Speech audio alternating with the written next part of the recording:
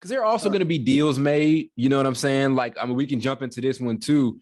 Yeah. There's I wanted to see what y'all thought about it, but there's this swap in mind. While we're talking about Russ, there is a trade in mind. I've read a lot of articles about it. A lot of people seem to like it. It's pretty split down the middle as far as how people see it. But Russell Westbrook for John Wall. I love it. Get him. Get anything we can get is good. I don't care. You saying the hell with Russ, basically? Bro, it's getting worse. I thought it would get better. I tried to stick with him, but if I'm gonna keep hoping for it to get better, it's gonna be the end of the season. We gonna be ass out and stuck. Yeah. I don't want that to happen. So he's telling the truth. It's better to make a move early than late. That's all I'm saying. But the question is, and we can really go down a list of reasons. But the question is the John Wall thing, and answer to your question, answer to the Lakers' questions. Now, here's some reasons as to why it may be. One, first of all, both these guys are high turnover players, right? Oh yeah, if you a point guard, you got the ball in your hand, like you go turn the ball over. I could be wrong, but these may be the two highest turnover point guards of the last 5 years. Maybe I could be wrong. I don't know the stat of that. If you out there watching, go check me on that. But I know that James Harden probably up there. Okay, he played point and shooting guard before, so it's. I know over the last 5 years, John Wall and Russell Westbrook are tier one as far as turnover point guards, right? So I read it, and I remember somebody saying he's going to average less turnovers than Russ. How sure are we of that about a guy who hasn't played in almost about a year? How sure are we about that? Like, is it worth the risk of putting a guy in there who is a high turnover player? And I'm a John Wall fan to the core, but is it worth the risk of just plugging him in the lineup when he hasn't played basketball for a long time on a team that needs better play from their point guards as far as less turnovers and all of that stuff and more shooting? Is it worth that? It can't get no better. It can't get no worse than what Russ doing right now. That's why it might be worth that, bro, because it can't get any worse, and they're losing games anyway. So it's like at the end of the day, you still got a contract. You got to pay this dude $40 million. So you might as well switch the contract and pay another dude $40 how million. much is John Wall? The same. I was about to say about the same, and their contract expires the same year, I think. So to the contract thing, it's like it's not even like hurting them from a money standpoint. But the only thing I think I told y'all this when we was on FaceTime the other day. John Wall is more suited for the Lakers because the Lakers offense, mainly because he's a pass first point guard. Yeah, better playmaker. So he's not really. Yeah, I think he's better. Ball dominant than whatever Russ is doing right now. Yeah. So that's kind of why I'm not to knock Russ. I like Russ. I love. Oh, Carl's knocking Russ. I am. I like Russ though. I didn't like. He's a great guy, but I didn't like certain. Yeah, he's a great dude. He's playing terrible. Yeah. So, but then to the contract thing, right? Because the contract is attached to when there's value, right? So you're being paid to play. So even with the contract thing, how confident are we that John Wall is going to be healthy? We know this Lakers team has struggled with health. One of their role players hasn't even played a game this season yet, since the preseason, and Kendrick Nunn. Anthony Davis is always hurt. You know what I'm saying? Who knows if he's going to get hurt 2 games after he comes back? I'm not saying I'm not making fun of him. I'm just saying he's just a guy who's consistently injured. So there's another con to it. While you said there's really not any financial punishment for bringing the contract on, maybe it is because relatively John Wall is a less healthier player than Russ Westbrook. Now, him not playing now isn't the reason behind, or him not playing now isn't because of health. He's just playing because I think him and Houston agreed that he wasn't going to play. But still, there's that risk that's there. Yeah. My only thing is, like, if that's the only thing you can do, and you think that's going to make your team better, because you're not, nobody else is going to take Russ's contract. That's the only hope. That's the only hope for Houston to take it, honestly. But I still don't know why Houston would take it, because obviously you traded Russ before, so why would you even take it? So it's really stupid on their end, to me, honestly. There may be value for Houston because you could always. So for Russ, right? It sucks for Russ. This sucks for Russ because he goes to Houston, he's not winning a championship too. He's like, he's not gonna win a championship. Yeah, no, never. Yeah, that really sucks for him. But I'm also thinking for Houston, maybe you can do that thing where, we're a developing team and we've got a veteran there and all that. But then the con to it is this: how do if we're gonna stick with this Kevin Porter Jr. thing, where we're trying to turn him into a point guard? That's ugly. That's ugly. That's an ugly line. I think that experiment went. They go fight in the locker room. Probably. Oh my God, that's gonna be an ugly backcourt. You know what I mean? And Jalen Green, that's gonna be Jalen Green struggles is still trying to develop as far as an efficiency standpoint. Russ isn't really I said the thing about Russ, which makes him much less effective than like a Steph Curry or even like a Ja or like some of these other point guards. Russ, a lot of what he does disrupts the flow of the offense. You literally have to stagnate your offense and run to the whole other side of the floor for Russ to operate. Like the Russ is most effective when the Lakers are isolating him on one side of the court. It's just him on like the left or right side.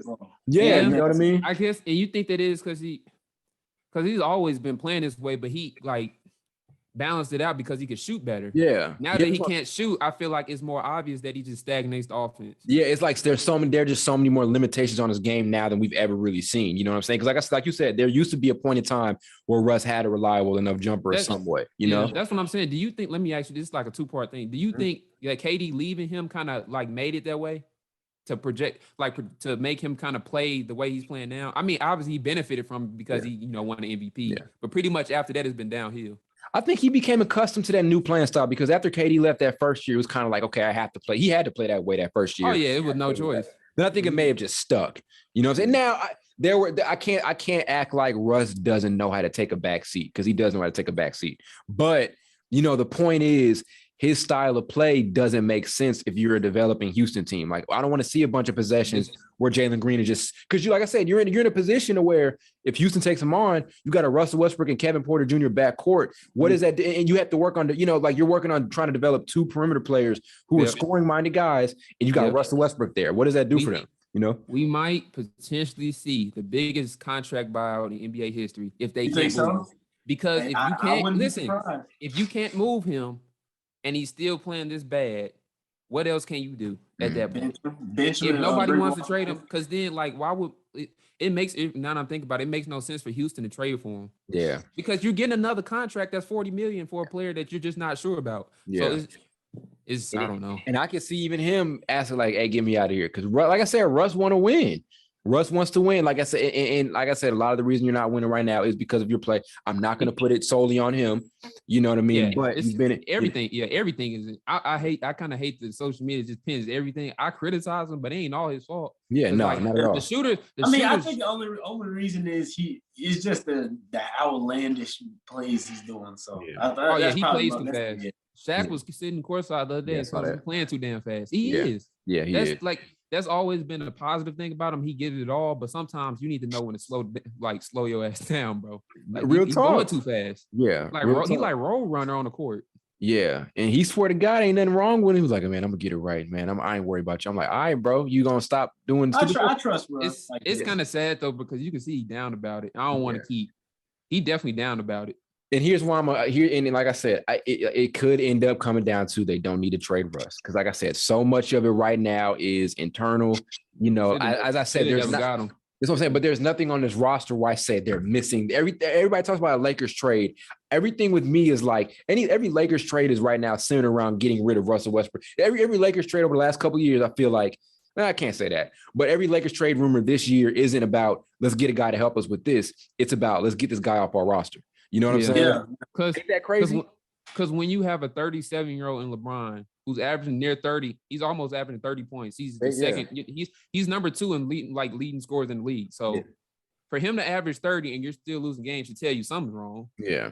Like I said, I think there's still room to get it fixed. I am pro get Frank Vogel out of here and then figure that. But then again, like I said a couple episodes ago, it'd be tough to find a coach that'll work for them. Yeah, you know remember when I said I think at the start of the year, even before a game was played, I said I still don't like Frank. I know he won a bubble championship, but I still don't like Frank Vogel as our coach. I remember as their coach. Yeah. As their coach. Yeah. Because I think, like I said, I think Vogel is a hell of a coach. He is. I mean, there was a point in time where he was one of the. You need a strong backbone to deal with them dudes that play for the Lakers because you get all the attention in sports normally goes towards the Knicks, the Lakers, and I guess the Celtics and teams like that. And the Hawks, hell no. Never. But you just need a strong backbone and a strong sense of command dealing with organizations like that. And I'm not saying he a good coach. I just don't think he. You said he. Huh? What I say? Colonel's stupid, man. You see, you need a strong man to deal with the. Strong backbone. You do. Like and I thought that's what. Because Jason Kidd, even though his resume isn't, it's not great, but I think since he played the game, he has more of a little sense of like how to handle players like that. Yeah. Than Frank Vogel or Frankie V. I'm gonna call him Frankie V. And he got caught in the middle with it because, like I said, I do think Vogel's a hell of a coach. His resume speaks for itself. There's 2 straight conference finals appearances, an NBA championship. He's a hell of a coach. I think he could have won. I think that team could have ended up winning last year. You know, if a bunch of extra stuff didn't happen. You know, so like. He is a great coach, but as you said, for this situation, he got caught because he got caught up in front office mess. The main issue is the front office stuff. You know what I mean? I was just about to say, is even if they fire him, that's not going to fix their problems. To me, it's the front office and Jeannie Buss and Rob Pelinka. Those are to me, people just not ignoring them. They made the decisions to make the moves. It's them.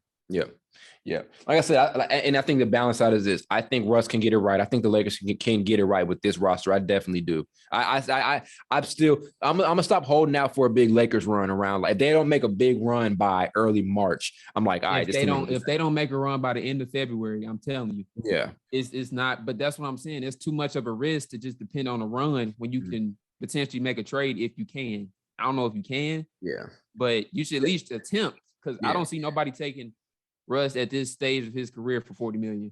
Let's keep the buck. Any trade that Russ isn't going to get traded from the Lakers. I think we can all it's just not going to happen. It ain't going to happen because Also, I think they're going to keep Frank Vogel too. I mean, Frank Vogel's cool, but I don't know. I think they'll probably keep him unless they start losing like 10 games in a row and stuff like that. So. His job is. They acknowledge that his job is real. His job is not safe right now. You know what I mean? And like I said, when you're down by 20.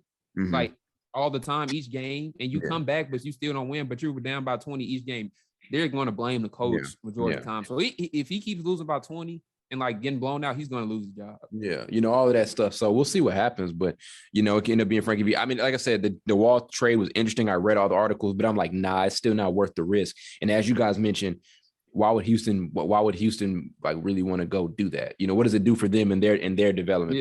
Yeah. Bringing in Russ with those guys, it makes sense if they were like an all-star away from being a playoff team, but then even so, like they're not. Right. So I'm saying like you're in the art of developing a team. In there, you're developing guys who have had problems with shooting percentage. Is Russ the best dude to bring into your team? No, he's not. So, like I said, we can think of a million different destinations. None of them make sense. Russ isn't getting traded. That's a nasty offense, right? Yeah, it's disgusting. Then nasty. Yeah. Russ ain't getting traded. It'll probably end up being THT. I think THT is out.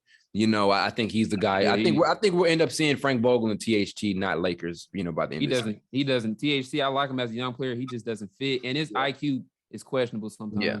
I like him somewhere else. I don't think you're winning a championship with THT as a rotation piece right now. Yeah, send him to the 76ers or something. Somebody. Yeah.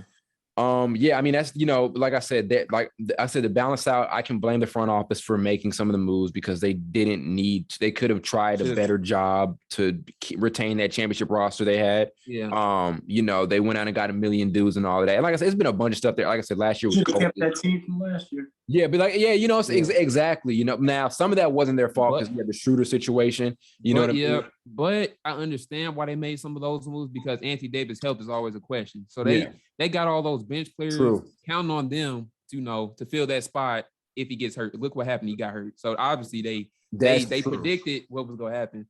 That's true. You can only really blame them to an extent. That is true because even after they won that title, we were thinking, I just thought about that. I'm like, well, they did make these moves just because LeBron was going to be the only person on the floor, and they had to get shooters and like ISO players like Malik Monk, Kendrick Nunn, players like even though he hasn't played, and Wayne Ellington who can stretch the floor and shoot. But I still, at the end of the day, when they made that trade originally for Buddy Hield, I was like, okay, that's a good trade. And then 10 minutes later, they talking about no, it didn't happen. They got Russ. I'm like, what? You was happy when they got Russ, though, don't lie. Were you? I was happy, but I thought listen. Listen, I thought they had both of them. That's why, because initially that's everybody thought. Okay, so wait, they got both. But then news came out that they only got Russ. And at first I was like, yeah, I know. People was like, yeah, he's not going to fit. I'm like, I don't know why people saying he's not going to fit. LeBron go find a way. I had confidence. But as 10 games started getting played, 20 games got played. Yeah. Now we had 30, and then he got to 40. I'm like, oh, this shit ain't it. It's danger time. They, like I said, they have to early after the All-Star break to get their shit together. You know what I mean? And I think they definitely still can. So we'll see what happens. But we're all anti the John Wall trade. Like I said, I've read every article. I ain't gonna lie, I post some on Twitter just to get people talking, saying I'm pro the John Wall trade, but I'm really not. So I lied to y'all on Twitter. But yeah, as much as I thought about it, I'm not either. Because I thought, like you said, I thought about it a little bit more. I was like, that don't make much. That don't make as much sense. It don't make sense. It's like you trading $40 million contracts for each other, basically $40 million contracts for players that you're just not sure. Yeah, that's a lot of money to be not sure about. And like I said, there are definitely pros to it. But like I said, I think the injury thing outweighs all of that. The John Wall injury thing and the point that he hasn't played so much. I think the consequences outweigh the benefits in this particular situation. Just my opinion, So yeah, we'll see what they end up doing. But yeah, I wish we